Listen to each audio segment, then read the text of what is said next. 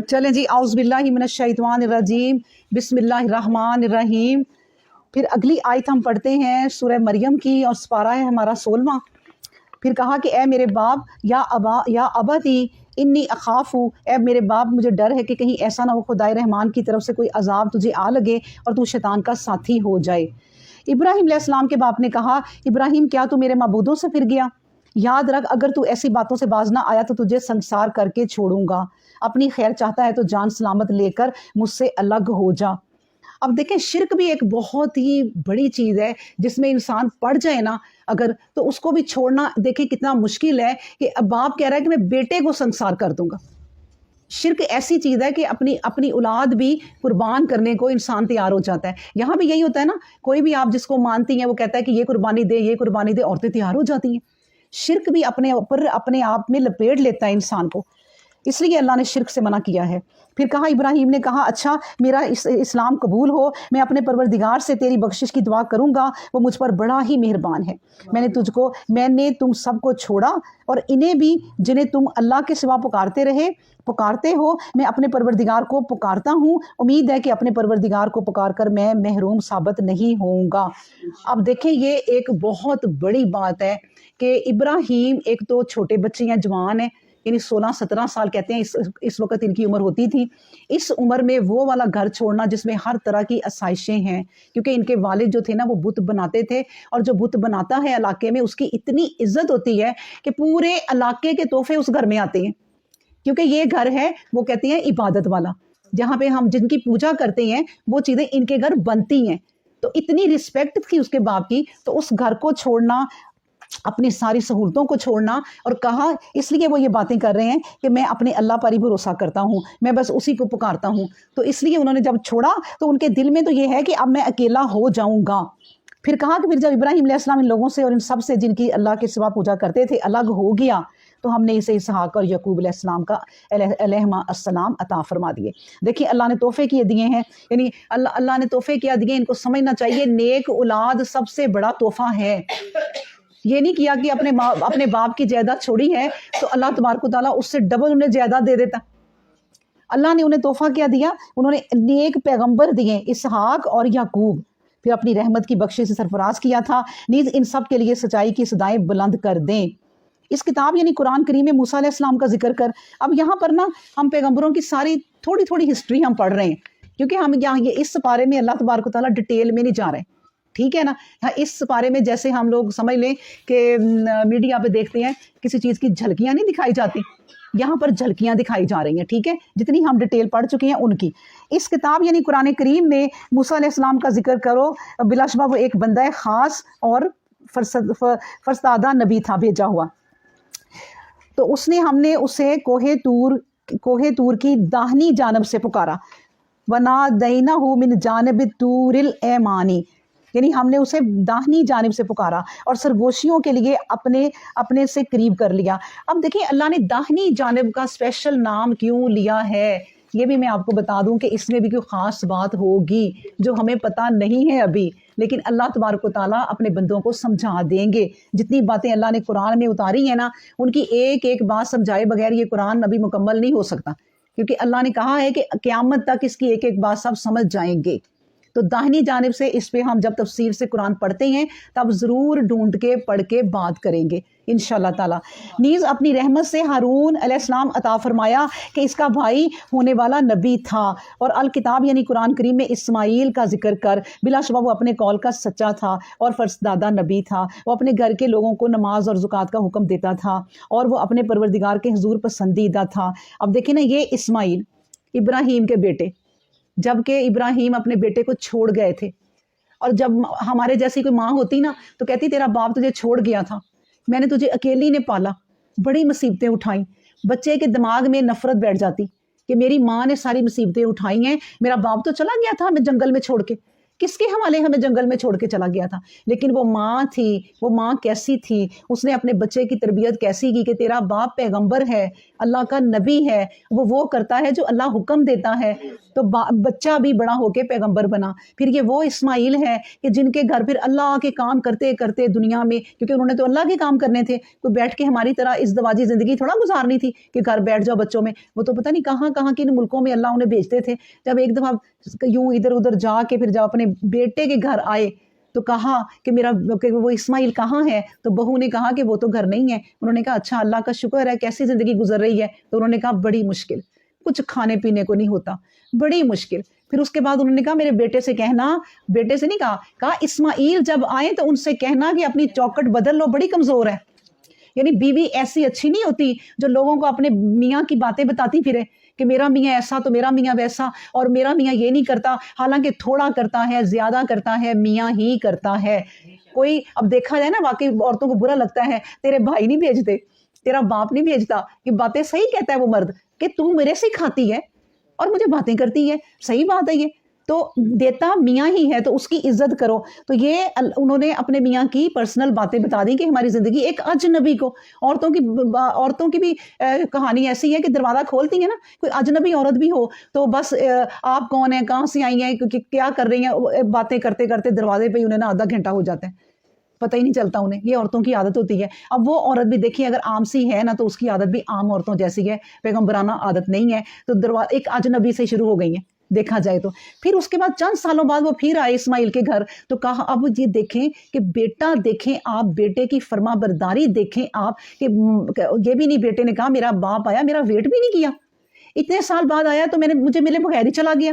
ہمارے بیٹے ضرور اعتراض کریں، لیکن وہ پیغمبر تھے، انہوں نے کہا میرا باپ کسی وجہ سے آیا ہوگا، اللہ نے بھیجا ہوگا، وہ میرے باپ تھے اور وہ کہہ گئے ہیں کہ میں تمہیں طلاق دے دوں، کیونکہ وہ بھی پیغمبر تھے اور یہ حکمتیں، یہ نصیحتیں جانتے تھے کہ یہ کیوں کہی گئی ہے بات۔ پھر چند سالوں بعد آئے تو اس بیوی سے پوچھا کہ اسماعیل کہاں، تو انہوں نے کہا وہ تو باہر گئے ہیں۔ انہوں نے کہا کیسی گزر ہو رہی ہے؟ انہوں نے کہا بہت اچھی، شکر الحمدللہ، اللہ کا دیا سب کچھ ہے، سکون ہے، اطمینان ہے۔ پھر انہوں نے کہا دیکھو اسماعیل آئے تو اسے کہنا تیری چوکٹ بہت مضبوط ہے، اس کی حفاظت کرنا۔ یعنی یہ ہوتی ہیں بیویاں۔ تو یہ اسماعیل ہیں وہ جن کو ذبح کرنے کا بھی اللہ کے نبی کو حکم دے دیا تھا، تو بیٹا کہتا آپ کو میں ہی ملا ہوں ذبح کرنے کے لیے۔ اگر وہ ذبح بیٹوں کو کر دیتے بیٹے کو، تو کیا ہمارے بیٹے ذبح ہونے کے لیے تیار ہو جاتے؟ وہ تو ہمارا حکم ماننے کو، ہمارا کہنا ماننے کو تیار نہیں ہوتی ہے بعض اولاد۔ پھر کہا جاتا ہے وَذْكُرْ فِي الْكِتَابِ اسماعیل، یہ ہم نے پڑھ لیا، ہم آیت نمبر پڑھتے ہیں 56۔ اور اے پیغمبر اسلام کتاب میں ادریس کا بھی ذکر کر، بلا شبہ اپنے وقت کا مجسم سچائی نبی تھا اور ہم نے اسے بڑے ہی اونچے مقام تک پہنچا دیا۔ اب دیکھیں ان کی بھی تھوڑی سی بات ہو جائے اگر بات کا ٹائم ہے تو، کہ وہ ان کو اللہ تبارک تعالیٰ نے جب اوپر بلایا تو کس لیے بلایا؟ کہ ان کی موت کا وقت چوتھے آسمان پہ لکھا تھا۔ اب فرشتہ چوتھے آسمان پہ پہنچ گیا ہے اور وہ کہہ رہے ہیں کہ یہاں آئے گا، وقت تو ہونے لگا ہے۔ تو اب اللہ نے کہا یہاں موت ہے۔ اتنے میں جبرائیل علیہ السلام آئے، انہوں نے کہا آئے میں آپ کو میرے پر پہ بیٹھے، میں آپ کو آسمانوں کی سیر کراؤں۔ تو وہ اوپر لے گئے اسی جگہ پہ۔ انہوں نے اس اسرائیل سے پوچھا آپ یہاں کیوں کھڑے ہیں؟ انہوں نے کہا مجھے یہاں وقت دیا ہے اور یہ وقت ہے جو 1-2 سیکنڈ رہ گئے ہیں، تو اللہ نے کہ میں نے ادریس کی جان نکالنی ہے اپنے، تو انہوں نے کہا یہ بیٹھے ہیں میرے پر کے اوپر۔ تو یہ اللہ نے انہیں اوپر اٹھایا وہاں ان کی جان نکالنے کے لیے۔ تو اولئک الذین انعم اللہ علیہم، اور یہ ہیں وہ لوگ جو ان نبیوں میں سے ہیں جن پر اللہ نے انعام کیا، آدم کی نسل میں سے اور ان کی نسل سے جنہیں ہم نے نوح علیہ السلام کے ساتھ سوار کیا تھا، نیز ابراہیم اور اسماعیل علیہ السلام کی نسل سے اور ان گروہوں میں سے جنہیں ہم نے راہ راست دکھائی اور منتخب کر لیا۔ یہ وہ لوگ ہیں کہ خدائے رحمان کی آیتیں انہیں سنائی جاتی ہیں تو بے اختیار سجدے میں گر جاتے ہیں اور ان کی آنکھیں اشک بار ہو جاتی ہیں۔ ایسے لوگ چاہیے، اللہ کہتا ہے ایسے لوگ چاہیے جن کے پیغمبر آج شارٹ کٹ اللہ سناتے جا رہے ہیں۔ پھر بتایا لیکن پھر ان کے بعد ایسے نخلف ان کے جانشین ہوئے جنہوں نے نماز کھو دی۔ دیکھیں نماز کا ذکر ہر ایک کو ہوا اور اب اللہ کہتا ہے نماز کھو دی اور اپنی نفسانی خواہشوں کے پیچھے پڑ گئے، سو قریب ہے کہ ان کی سرکشی ان کے آگے آئے گی۔ ہاں جو کوئی باز آ گیا، ایمان لایا اور نیک عمل میں لگ گیا تو بلا شبہ ان کے لیے کوئی کھٹکا نہیں، وہ جنت میں داخل ہوگا اور ان کے حقوق میں ذرا بھی نا انصافی نہ ہوگی۔ اور ان کے لیے کیا ہوگا؟ جنت عدن التی وعد الرحمن عبادہ بالغیب انہ کان وعدہ مأتیہ، ہمیشگی کی جنت جس کا اپنے بندوں سے خدائے رحمان نے وعدہ کر رکھا ہے، اور وعدہ ایک غیبی کی بات کا ہے، یقیناً اس کا وعدہ ایسا ہے جیسے ایک بات وقوع میں آ گئی۔ بس ایک بات کہہ دی نا لوگوں نے، बस एक वो कही गई बात, अल्लाह का ये वादा है कि बस कह दिया तो होना है।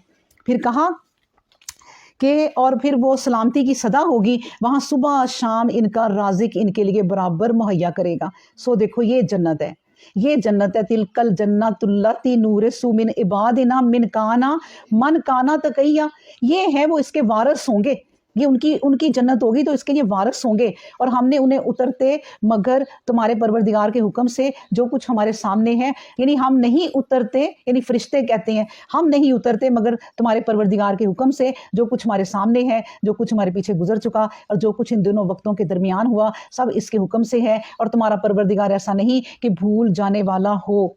फिर कहा गया कि रब्बुस समावाति वल अर्दी वमा बैनहुमा, यानी आसमानों और ज़मीन का परवरदिगार और इन सब का परवरदिगार जो इस आसमानों ज़मीन के बीच में है।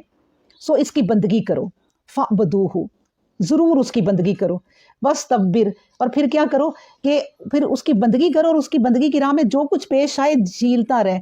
क्या तेरे इल्म में कोई दूसरा भी इसका हम नाम है? यानी अब तुम जानते हो कि अल्लाह जैसा कोई और है, तो फिर क्यों शरीक ठहराते हो? और अक्ल और फिक्र से आरी इंसान कहता है जब मैं मर गया तो फिर क्या ऐसा होने वाला है कि ज़िंदा उठाया जाऊंगा? क्या इंसान को ये बात याद नहीं रही कि हम इसे पहले पैदा कर चुके हैं, हालांकि वो कुछ भी ना था? सो तेरा परवरदिगार शाहिद है कि हम इन सब को और इनके साथ सारे शैतानों को ज़रूर इकट्ठा करेंगे, फिर इन सब को दोज़ख के गिर्द हाजिर होने का हुक्म देंगे, जानवाओं पर गिरे हुए, यानी कि जानों पर, यानी कि घुटनों पर। फिर कहा फिर हर ग्रोह में से इन लोगों को अलग कर लेंगे जो खुदाए रहमान से बहुत ही सरकश थे। और ये बात भी हम ही जानते हैं कि कौन दोज़ख में जाने का ज़्यादा सज़ावार है, और तुम में कोई नहीं जो इसे अब इस मंजिल से गुजरने वाला ना हो। ऐसा करना तुम्हारे परवरदिगार ने ज़रूरी ठहरा लिया है, ये एक बात तयशुदा है। अल्लाह अकबर। देखें कि अल्लाह तबारक व तआला क्या कह रहे हैं हमें कि ऐ इंसानों गौर से सुन लो, जो जहन्नम बनाई है ना उसमें से हर एक ने गुजरना है। यानी अल्लाह तबारक व तआला जन्नतियों को भी एक दफ़ा जहन्नम दिखाएगा तो जन्नती कहेंगे कि अल्लाह तेरा शुक्र है कि हम इसमें नहीं गए। जहन्नमियों को जन्नत दिखाएगा कि अगर तुम अच्छे अमाल करते तो इस जन्नत में जाना था, और हसरतें बढ़ा दी अल्लाह ने, ये और सज़ा है। तो वो जन्नत के मकानों को देख के फिर बहुत ही रोएंगे कि ये हमने क्या कर दिया। तो यही, और ये जो आयत है इसका ये भी मतलब है कि पुल सरात से सब ने ही गुजरना है, ये अल्लाह ने बात तय कर दी है। नेकों बदों सब गुजरेंगे पुल सरात से।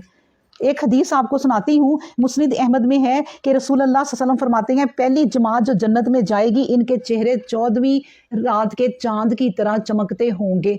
जो पहली जमात जाएगी, देखिए ना रुतबे हैं ये। अब जो बहुत नेक लोग हैं वो पहली जमात में तो नबी आ जाते हैं, तो उनके चांद जैसे चेहरे रोशन होंगे, नूरानी होंगे, ना वहाँ उन्हें थूक आएगी ना नाक आएगी। उनके बर्तन फर्नीचर सोने चांदी के होंगे और उनके पसीने से मुश्क जैसी खुशबू आएगी। और हर जन्नती मर्द की 2 बीवियां तो ऐसी होंगी कि इनकी सफाई से इनकी पंडलियों की नली का गूदा तक बाहर से नजर आएगा। ये अल्लाह को, सुबहान अल्लाह, ये अल्लाह को औरतें वहाँ ऐसी होंगी ना, यहाँ भी अल्लाह को ऐसी औरतें पसंद हैं जो सफाई सुथराई करती हैं। फिर अल्लाह उन्हें आगे बढ़ाता है कि ये औरत तो बड़ी ही साफ सुथरी है, इसको तो ज़रा मेरी नेक बंदियों के साथ होना चाहिए, मैं इन्हें उनसे मिलाऊं और ये ताकि ये और आगे बढ़े।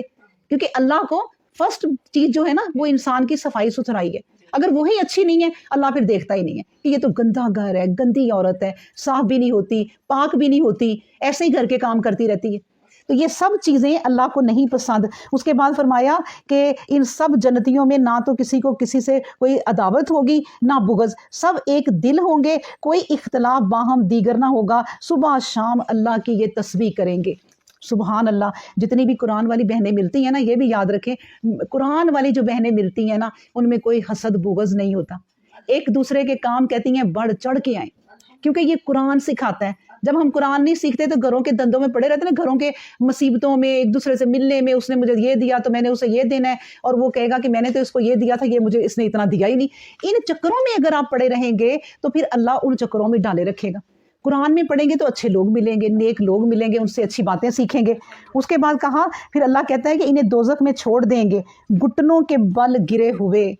اور جب ہماری روشن آیتیں لوگوں کو سنائی جاتی ہیں تو جو لوگ کفر میں پڑے ہوئے ہیں وہ ایمان والوں سے کہتے ہیں کہ یہ تو بتاؤ کہ ہم دونوں فریقوں میں سے کون ہے جو بہتر جگہ رکھتا ہے اور بہتر جمگٹا. کیا مطلب ہے اس کا؟ وہ کہتے ہیں تم آیتیں تو ہمیں سنا رہے ہو لیکن تم ہو کیا غریب سے, اور ہم دیکھو کتنے اچھے لوگ ہیں, حالانکہ ان سے پہلی کتنے ہی قوموں کو ہم نے ہلاک کر چکے جو ان سے کہیں بہتر ساز و سامان رکھتی تھی اور ان سے کہیں بہتر ان کی نمود تھی. تو کہہ دے جو کوئی گمراہی میں پڑا تو خدائے رحمان کا قانون یہی ہے کہ اسے برابر ڈھیل دیتا جائے, وہ اس حال میں رہے گا یہاں تک کہ اپنی آنکھوں سے وہ بات دیکھ لے جس کا اس سے وعدہ کیا گیا تھا, یعنی عذاب یا قیامت کی گھڑی. تو اس وقت اس کو پتہ چلے گا کہ کون تھا جس کی جگہ سب سے زیادہ بدتر ہوئی اور جس کا جتھا سب سے زیادہ بودا نکلا. اور جن لوگوں نے راہ پالی تو وہ ان پر اور زیادہ راہ کھول دیتا ہے, اور تمہارے پروردگار کے حضور تو باقی رہنے والی نیکیاں ہیں, اور نیکیاں بہت ہیں ثواب کے اعتبار سے بھی اور نتیجہ کے اعتبار سے بھی. یعنی اللہ تبارک و تعالیٰ دیکھیں جب انسان اس دنیا سے جاتا ہے مٹیریلسٹک چیزوں میں سے, یہ جو ساری چیزیں ہیں ہم یوز کرتے ہیں, کوئی ہمارے ساتھ جاتی ہے, دنیا کی صرف ایک چیز اس کے ساتھ جاتی ہے, کپڑا, اور وہ ہے کفن. صرف کفن جاتا ہے. کیا لے گیا؟ اللہ کہتا ہے دنیا سے وہ کیا لے کر جاتا ہے؟ صرف نیکیاں. باقی رہنے والی ہیں نیکیاں اور کوئی بھی نہیں. اور نیکیاں وہ ساری ہیں, میں آپ کو بتاؤں جو قرآن ہمیں بتاتا ہے, شریعت سکھاتا ہے, وہ ساری نیکیاں جو ہم کرتے ہیں اور کرنی چاہیے. یہ نہیں کہ کچھ چھوڑ دیں اور کچھ کر لیں, اس میں بھی ہم گناہ کھٹیں گے. پھر کہا تو نے دیکھا اس آدمی کا حال جس نے ہماری آیتوں سے انکار کیا, اور کہا خدا کی قسم میں ضرور مال و دولت پاؤں گا, میں ضرور صاحب اولاد ہوں گا. وہ جو ایسا کہتا ہے تو کیا اس نے غیب کو جھانک کر دیکھ لیا ہے یا اللہ سے کوئی عہد لے لیا ہے کہ اسے ایسا ہی کرنا پڑے گا؟ ہرگز نہیں. اچھا وہ جو کچھ کہتا ہے ہم اسے لکھ لیں گے اور اس کے عذاب کی رسی لمبی کرتے جائیں گے. یہ میرا خیال ہے کہ یہ ابی بن سلول جو نبی کریم صلی اللہ علیہ وسلم کو تنگ کرتا تھا, اور ایسے ہی لوگ اور بھی جو اپنی اولاد پر, اپنی جائیدادوں پر, اپنی دولت پر فخر کرتے ہیں اور کہتے ہیں ہمارے پاس اتنا ہے کہ ہم کر کے دکھاتے ہیں, ہم سب کر سکتے ہیں. تو اللہ کہتا ہے کہ ہرگز نہیں. اچھا وہ کچھ کہتا ہے ہم اسے لکھ لیں گے. اس طرح کی جو باتیں کرتا ہے تکبر کی, دیکھیں اللہ کو اتنا غصہ آتا ہے کہ اللہ کہتا ہے ہم لکھ لیں گے. حالانکہ اللہ کو لکھنے کی کیا ضرورت ہے, اللہ کو تو سب پتہ ہے. لیکن یہ ایک غصہ ہے, جیسے انسان عورتیں کہتی ہیں میں نے لکھ لیا اپنے دل پہ بات کے, اب میں یہ بھولوں گی نہیں. تو یہ ہے وہ غصہ. ہرگز نہیں. اچھا وہ جو کچھ کہتا ہے ہم اسے لکھ لیں گے اور اس کے عذاب کی رسی لمبی کرتے جائیں گے.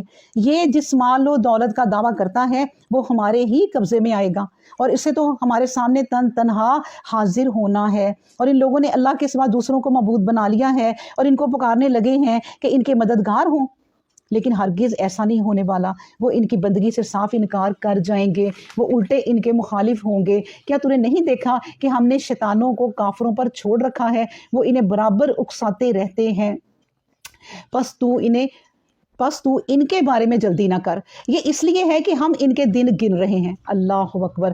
دیکھیں اللہ کہتے ہیں کہ ہم ان کے دن گن رہے ہیں, یعنی چند گنتی کے دن ہیں, گزار لیں گے, عیش کر لیں, اس کے بعد یہ ہمارے پاس ہی لوٹ کر آئیں گے. بس تو ان کے بارے میں جلدی نہ کر. اور پھر کہا کہ وہ دن کے ہم متقی انسانوں کو اپنے حضور مہمانوں کی طرح جمع کریں گے اور مجرموں کو دوزخ کی طرف پیاسے جانوروں کی طرح ہکائیں گے. اور اس دن شفاعت کرنا کرانا کسی کے اختیار میں نہ ہوگا, ہاں جس کسی نے اللہ کے ہاں سے وعدہ پا لیا. وقالو, اور اللہ تعالیٰ کہتے ہیں اور ان لوگوں نے کہا کہ خدائے رحمان نے اپنا ایک بیٹا بنا رکھا ہے. اتخذ الرحمن ولدا. کہا کہ یہ بات بڑی سخت ہے جو تم کہتے ہو. قریب ہے کہ آسمان پھٹ پڑے, زمین کا سینہ چاک ہو جائے, پہاڑ جنبش کھا کر گر پڑے. اتنی بڑی یہ بات کہتے ہیں اور کہتے ہیں کہ لوگ اللہ کے لیے بیٹا ہونے کا دعویٰ کر رہے ہیں. اللہ کی شان کب ہو سکتی ہے کہ اپنے لیے بیٹا بنائے؟ آسمان و زمین میں جو کچھ بھی ہے وہ اس لیے ہے کہ اس کے آگے بندگی کا سر جھکائے حاضر ہو.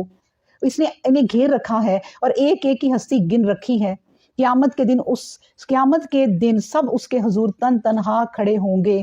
بلا شبہ جو لوگ ایمان لائے ہیں اور نیک عملوں میں لگ گئے ہیں, یہ یقین ہے کہ خدائے رحمان ان کے لیے محبت پیدا کر دے گا. اب دیکھیں کہ ہم اپنی زندگی میں اگر کوئی سفر بھی کرتی ہیں نا, کوئی بھی اکیلے نہیں جاتی. رات کا سفر تو بالکل ہی ڈر لگتا ہے, ادھر بھی نہیں کہیں جاتے ہم لوگ, مل ملا کے جاتے ہیں نا. اللہ تعالیٰ کہتا ہے, اور وہ اتنا ڈینجرس سفر ہے اوپر کا, اتنا ہول ناکیوں والا سفر ہے, کہیں سے پل صراط ہے, کہیں کچھ ہے, وہ آزمائشیں. اللہ کہتا تنہا تمہارا کوئی نہیں ہوگا, تم اکیلے ہی میرے پاس آؤ گے. کہ کوئی تمہارا مددگار نہیں ہوگا، تب تمہیں پتہ چلے گا کہ پھر اللہ کیا ہے۔ پھر اس کے بعد کہا اس غرض سے ہم نے قرآن تیری زبان میں اتار کر آسان کر دیا کہ تو متقی انسانوں کو خوشخبری دے، اور جو کوئی گروہ سچائی کے مقابلے میں اڑ جانے والا ہے اسے خبردار کر دے، یعنی خبردار بھی کر دے۔ قرآن کی باتیں سب کو سمجھا دے، جو انکار کر رہا ہے اسے خبردار بھی کر دے۔ خبردار کیا کر دے؟ کہ اسے جہنم کی خوشخبری سنا دے۔ ان سے پہلے کتنی ہی قوموں کے دور گزر چکے ہیں اور جنہیں ہم نے ہلاک کر دیا، اور کیا ان میں سے کسی کی ہستی بھی اب تم محسوس کرتے ہو؟ کیا ان کی بھنک بھی سنائی دیتی ہے؟ اللہ اکبر۔ اب دیکھیں ہمارے جتنے مر گئے ہیں لوگ، واقعی ہمیں کوئی بھنک بھی سنائی دیتی ہے؟ اور پھر ان کی یاد بھی ہمیں پھر 1 ماہ رہتی ہے، پھر 2 ماہ رہتی ہے، پھر 4 ماہ رہتی ہے، پھر 6 ماہ، سال، آہستہ آہستہ ہم انہیں بھول ہی جاتے ہیں۔ اور وہ اتنے قریبی ہمارے بہن بھائی ہوتے ہیں، کیسے ہم انہیں بھول جاتے ہیں، ختم ہی ہو جاتے ہیں ہماری زندگی سے۔ وہی اللہ کہتا ہے جو چلے گئے ہیں ان سے محسوس کرو کہ کیا زندگی ہے یہ۔ بسم اللہ الرحمن الرحیم، سورہ طٰ۔ ما انزلنا علیک القرآن لتشقی، ہم نے تجھ پر قرآن کریم اس لیے نازل نہیں کیا کہ تو رنج و محنت میں پڑے، وہ تو اس لیے نازل ہوا ہے کہ جو دل ڈرنے والا ہے اس کے لیے نصیحت ہو۔ یہ قرآن کریم اس ہستی کا اتارا ہوا ہے جس نے زمین پیدا کی اور بلندی کے آسمان، الرحمن کے تخت پر متمکن ہے۔ الرحمن علی العرش استویٰ، جو کچھ آسمانوں اور زمین میں ہے، جو کچھ ان دونوں کے درمیان ہے، جو کچھ مٹی کے نیچے ہے، سب اس کے لیے اور اسی کا ہے۔ اگر تم پکار کے بات کہو، بلا شبہ وہ تو بیتوں کا جاننے والا ہے، زیادہ سے زیادہ چھپے بیتوں کا بھی وہی ہے۔ اللہ لا الہ الا ہو لہ الاسماء الحسنی، اسی کے سارے پیارے نام ہیں۔ اے پیغمبر اسلام، موسیٰ کی حکایت تو نے سنی، یعنی موسیٰ کی بات تو نے سنی کوئی؟ آپ سناتے ہیں آپ کو کہ جب اس نے آگ دیکھی تو اپنے گھر کے لوگوں سے کہا ٹھہر جاؤ، مجھے آگ دکھائی دی ہے، میں جاتا ہوں، ممکن ہے تمہارے لیے ایک انگارہ لے آؤں یا الاؤ پر کوئی راہ دکھانے والا ہی مل جائے۔ اب وہ اپنی فیملی کے ساتھ گم ہو گئے ہوئے ہیں راستے میں، انہیں پتہ نہیں چل رہا، لیکن جو روشنی دکھائی دی ہے یہ یاد رکھیں صرف موسیٰ کو دکھائی دی ہے، فیملی کو نہیں دکھائی دی۔ اللہ نے جس کو ہدایت دینی صرف اسی کو دینی ہے۔ گھر میں آپ 10-12 لوگ بھی ہیں نا، تو آپ میں سے ایک کو اگر ہدایت دینی ہے تو باقیوں کو نہیں آنی، چاہے آپ کے ساتھ سوتے جاگتے پھرتے ہیں، کھانا کھاتے ہیں۔ یہی اللہ نے کہا گھر والوں کو نہیں دکھائی روشنی، کیونکہ وہ پیغمبری کی روشنی تھی۔ پھر جب وہاں پہنچا تو اس وقت پکارا گیا کہ اے موسیٰ، ایک آواز آئی اٹھی کہ اے موسیٰ میں ہوں تیرا پروردگار، بس اپنی جوتی اتار دے، تو طویٰ کی مقدس وادی میں ہے، اور دیکھو میں نے تجھے چن لیا ہے، بس جو کچھ وحی کی جاتی ہے اسے کان لگا کر سن۔ میں ہی اللہ ہوں، میرے سوا کوئی معبود نہیں، میری بندگی کرو اور میری ہی یاد کے لیے نماز قائم کرو۔ جاتے ہی دیکھیں بڑی بڑی باتیں بتا دی کہ یہ اب ہم نے تمہیں چن لیا ہے۔ دیکھیں اللہ نے اگر ہمیں چن لیا ہے تو میں کہتی ہوں دنیا ساری کی دولت ایک طرف اور یہ چن لینا ایک طرف ہے، کہ اگر اللہ نے ہمیں قرآن کے لیے چن لیا ہے تو پوری دنیا اور مافیا کی دولت ایک طرف ہے، اور یہ چن لینا بہت بہتر ہے۔ اور اللہ انہیں کہہ رہا ہے اپنے پیغمبر کو کہ اے موسیٰ اب ہم نے تمہیں چن لیا ہے۔ اچھا چن لیا ہے تو کیا ہوگا؟ اب کام شروع۔ چن لیا ہے تو سکون سے نہیں بیٹھ جانا، کام تو اب شروع ہوا ہے، کھیل تو اب شروع ہوا ہے اصل، کہ اللہ کو چنا ہے تو اب اللہ والے ہو جاؤ، اللہ کی باتیں پہنچاؤ، کام کرو۔ تو اللہ نے انہیں چن لیا تو ان کی آزمائش شروع ہونے لگی ہے۔ انہوں نے کہا بلا شبہ وقت آنے والا ہے، میں نے اسے پوشیدہ رکھا ہے تاکہ جس شخص کی جیسی کچھ کوشش ہو اس کے مطابق بدلہ پائے۔ بس دیکھا ایسا نہ ہو کہ جو لوگ اس وقت کے ظہور پر یقین نہیں رکھتے اور اپنی خواہش کے بندے ہیں وہ تجھے بھی روک دیں اور نتیجہ یہ نکلے کہ تباہ ہو جائیں۔ اور اے موسیٰ علیہ السلام تیرے داہنے ہاتھ میں کیا ہے؟ اس نے عرض کیا میری لاٹھی ہے، چلنے میں اس کا سہارا لیتا ہوں، اس سے اپنی بکریاں کے لیے درختوں کے پتے جھاڑ لیتا ہوں، میرے لیے اس میں اور بھی فائدے ہیں۔ اب دیکھیں اللہ تبارک و تعالیٰ ان سے باتیں کر رہے ہیں، اور باتیں کون کر رہا ہے؟ اللہ۔ تو جب اللہ بات کر رہا ہے تو دل چاہتا ہے اور باتیں سناتے جائیں، ہم اللہ کے سامنے ہیں۔ ہماری پسندیدہ شخصیت کوئی ہمارے سامنے آ جائے تو ہم کہتے ہیں نا اس کو ساری بات اب بتا دیں، پھر پتہ نہیں کب ملنا ہو۔ تو اس لیے اللہ کے سامنے گئے، اللہ نے صرف کہا یہ کیا ہے؟ انہوں نے کہا لاٹھی ہے، اس سے میں چلتا ہوں، پہاڑوں میں سہارا لیتا ہوں، پتے جھاڑتا ہوں۔ اور اس سے نا ایک بات یہ بھی ظاہر ہوتی ہے کہ جو پیغمبر ہیں وہ کتنے معصوم ہوتے ہیں، جو بات چھپانی بھی ہے وہ بھی نہیں چھپاتے۔ بھئی کیا ضرورت ہے یہ بتانے کی؟ لیکن سیدھے بندے اللہ کو پسند ہیں جو ساری باتیں اپنی سیدھی سیدھی کر دیتے ہیں، ٹھیک ہے۔ اس کے بعد ہے کہ موسیٰ نے حکم ہوا کہ اے موسیٰ اسے ڈال دے۔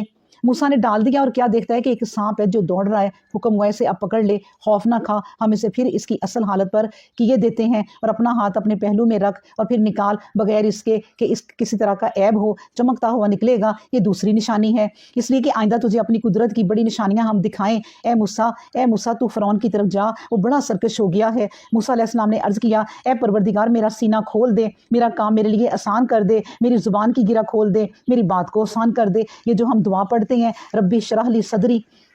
دیکھیں اب جو چن لیا ہے نا، تو بعض اب کتنی مشکل ذمہ داری دی ہے کہ کہاں جانا ہے، فرعون کے پاس، بادشاہ کے پاس جن سے وہ بھاگے ہوئے ہیں کہ میں کیا کروں. مانگ کیا رہے ہیں کہ یہ مجھے اسلحہ دے دے، یہ مجھے چند فرشتے دے دے، کچھ میری جو ہیلپ کریں. نہیں، انہوں نے کہا پھر میری زبان صاف کر دے. زبان کیسے صاف کر دے؟ کہ اللہ مجھے علم سکھا دے. یہ جو عورتوں میں پرانے لوگوں میں بات مشہور ہوئی ہے نا فضول کہانیوں کی کہ انہوں نے بچپن میں اپنا کوئلہ رکھ لیا تھا اور وہ توتلے ہو گئے. یاد رکھیں کہ اللہ کا نبی یا رسول کوئی عیب والا نہیں ہو سکتا. اس کی زبان اتنی کلیئر ہوگی کہ لوگ سنیں گے. انہوں نے کہا میری زبان اور کلیئر کر دے. کلیئر کا مطلب یہ کہ میں ایسی باتیں سیکھ جاؤں کہ فرعون کو کنونس کر سکوں.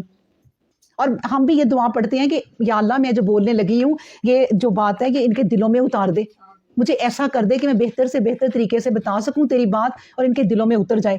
تو یہ والی بات ہے. پھر انہوں نے فوراً ہی کہا کہ میرے گھر والوں میں سے میرے لیے ایک وزیر بنا دے. وزیر کس کو کہتے ہیں؟ مددگار کو.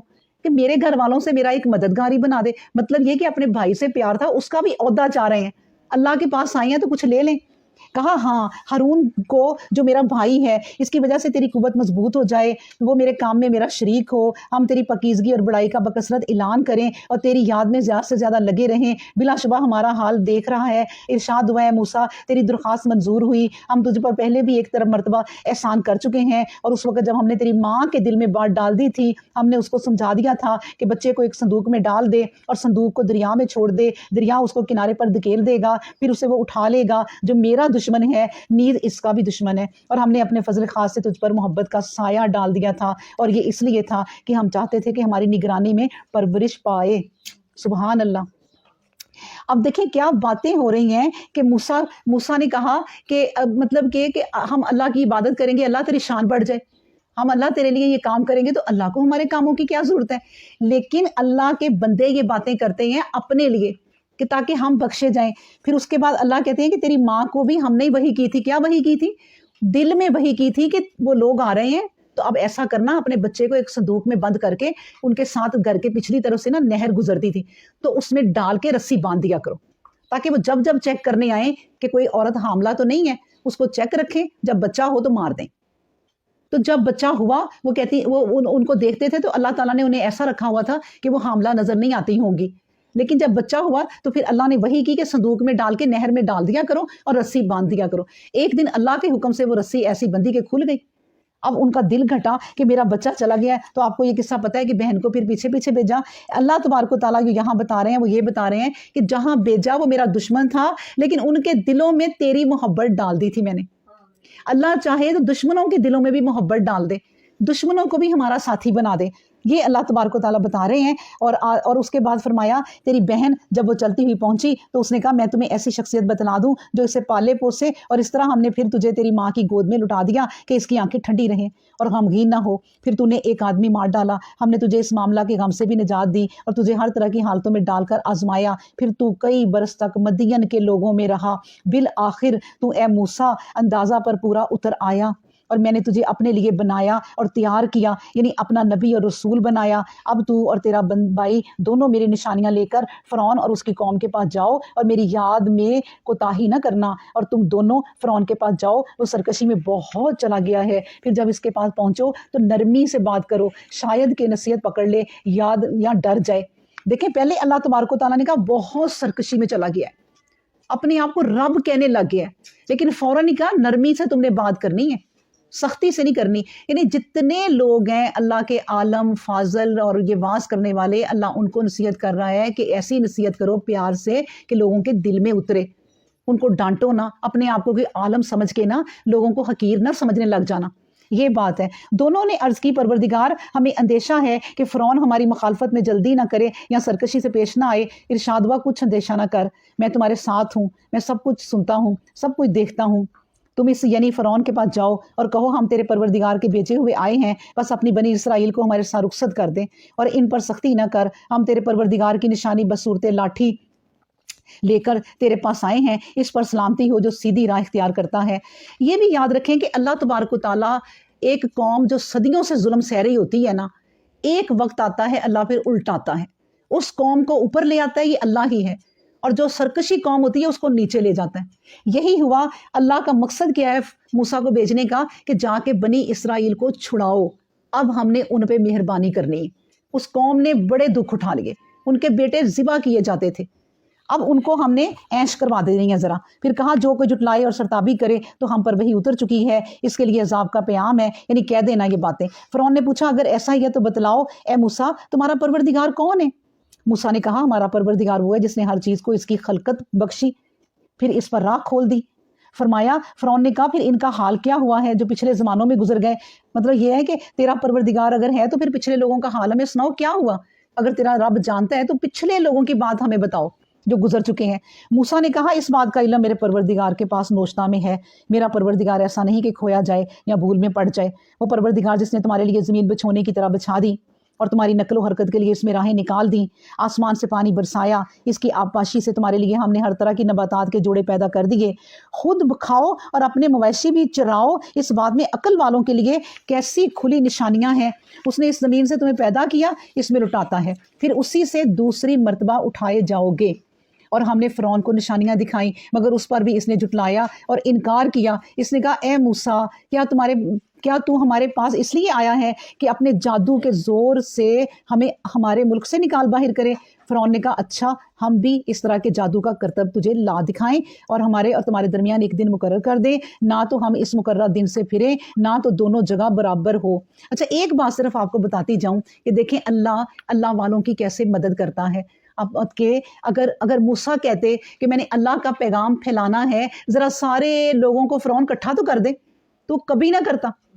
अल्लाह ने उनके दिमाग में ऐसी चीज़ डाली कि ये जादू सीख के आया है तो मैं सारे लोगों को एक ईद के दिन, जब ईद होती है तो सारे निकल आएंगे और मैदान में आएंगे। अल्लाह ने ही लोगों को निकलवाया और अल्लाह ने ही अपनी निशानियां दिखानी है और फ़िरौन के हाथों ही निकलवाया और एक हजूम आ गया। सुबहान अल्लाह। तो मूसा ने फ़िरौन और उसके हवारियों से कहा जश्न का दिन तुम्हारे लिए मुकर्रर हुआ, दिन चढ़े लोग इकट्ठे हो जाएं। फिर फ़िरौन ने उनसे रुख फेरा, अपने तमाम दौर जमा किए, फिर नमूदार हुआ। मूसा ने कहा अफसोस तुम पर, देखो अल्लाह पर झूठी तोहमत ना लगाओ, ऐसा ना हो कि वो कोई अजाब भेजकर तुम्हारी जड़ उखाड़ दे। जिस किसी ने झूठी बात सुनाई वो ज़रूर नामुराद हुआ। ये सुनकर लोग आपस में रद्द कद करने लगे। यानी अब देखिए उन्होंने छोटी सी पहले तकरीर कर दी, अब इस तकरीर को सुन के जो मूसा ने की है अल्लाह के बारे में, लोग ज़रा परेशान हुए कि कोई रब है जिससे हमें डरना चाहिए, और लोगों की आपस में पोशीदा सरगोशियाँ शुरू हो गईं। फिर बोले ये दोनों भाई ज़रूर जादूगर हैं, ये चाहते हैं कि अपने जादू के ज़ोर से तुम्हें तुम्हारे मुल्क से निकाल बाहर करें और फिर वो तुम्हारी शर्फ व अज़मत के मालिक बन जाएं। अच्छा बादशाह ने फ़ौरन लोगों के ज़हन को पलटने के लिए ना ये छोटी सी बात कह दी कि ये जादूगर है, ये हमसे हमारी सल्तनत छीनने आया है। अब लोग बेचारे खड़े देख रहे हैं कि किसकी बात सच है। फिर कहा बस अपने सारे दाव जमा कर लो और बांध कर डट जाओ, जो आज बाजी ले गया वही कामयाब हुआ। जादूगरों ने कहा मूसा या तुम अपनी लाठी फेंको या हमारी ही तरफ से पहल हो, इसकी वजाहत करो। मूसा ने कहा नहीं तुम ही पहले फेंको। चुनाचे उन्होंने अपना करतब दिखाया और अचानक मूसा को इनके जादू की वजह से ऐसा दिखाई दिया कि इनकी रस्सियाँ जो हैं वो लाठियाँ दौड़ रही हैं, यानी मूसा घबरा गए थे। मूसा ने अपने अंदर हरास महसूस किया, डर। हमने कहा अंदेशा ना कर, तू ही गालिब रहेगा। तेरे दाने हाथ में जो लाठी है फौरन फेंक दे, वो जादूगरों की तमाम बनावटें निगल जाएगी। उन्होंने जो कुछ बनाया है महज जादूगरों का फरेब है और जादूगर किसी रास्ते से आए कभी कामयाब नहीं हो सकते। चुनाचे तमाम जादूगर बेख्तियार सजदे में गिर पड़े और पुकारे हम हारून और मूसा अलैहिस्सलाम के खुदा पर ईमान लाते हैं।